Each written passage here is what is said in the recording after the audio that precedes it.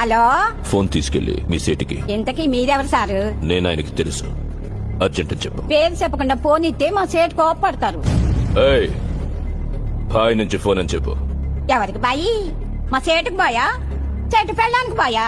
నేను ఖల్లీదిని మాట్లాడుతున్నాను. ఇంతకీ నువ్వేం చేస్తావు? నా గురించి తెలీదా నీకు? టీవీలో చూడలా? టీవీలోనా? ఏ సీరియల్లో వస్తా? మారుతుంగా సాలి. కేకరేకొచ్చా?